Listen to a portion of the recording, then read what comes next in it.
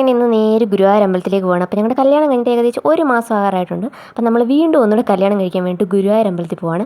ഞങ്ങൾ രണ്ടുപേർക്കും ഒരുപാട് ആഗ്രഹം ഉണ്ടായിരുന്നു ഗുരുവായൂർ അമ്പലത്തിൽ വെച്ച് കല്യാണം കഴിക്കണമെന്ന്. പക്ഷേ പല പല സാഹചര്യങ്ങൾ കൊണ്ട് നമുക്ക് നടക്കാതെ പോയി. അപ്പോൾ അങ്ങനെ ഒരു ആഗ്രഹമുള്ള സ്ഥിതിക്ക് അത് സാധിക്കണമെന്നുള്ള അതിയായ ആഗ്രഹം കൊണ്ട് നമ്മൾ ഗുരുവായൂർ പോയി മാലയിടാമെന്ന് ഉറപ്പിച്ച് തീരുമാനിച്ചിറങ്ങിയിരിക്കുകയാണ്. അപ്പോൾ നമ്മൾ ഇറങ്ങിയത് രാവിലെ ഒരു 10:30 സമയത്ത് നമ്മൾ വീട്ടിൽ നിന്ന് ഇറങ്ങിയിട്ടുണ്ടായിരുന്നു.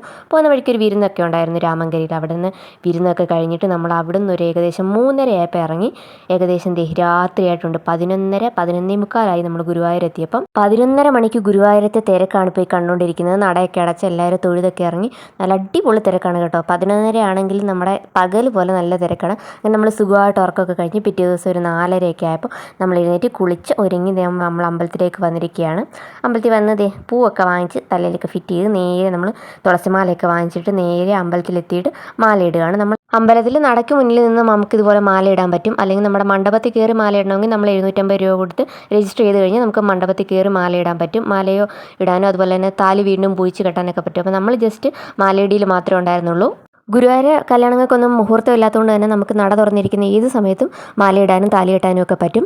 അപ്പോൾ നമ്മൾ എല്ലാ കാര്യങ്ങളും ഗുരുവായൂരപ്പൻ്റെ അനുഗ്രഹം കൊണ്ട് നല്ല രീതിയിൽ കഴിഞ്ഞിട്ട് നമ്മൾ നേരെ ഇനി മമ്മിയൂർ ക്ഷേത്രത്തിലേക്ക് പോവാണ്. നമ്മൾ ഗുരുവായൂർ അമ്പലത്തിൽ വരുമ്പോൾ മമ്മിയൂർ ക്ഷേത്രത്തിൽ കൂടെ ദർശനം നടത്തിയാൽ നമ്മുടെ ആ ഒരു ക്ഷേത്ര ദർശനം പൂർണ്ണമാകുമെന്നാണ് പറയുന്നത്.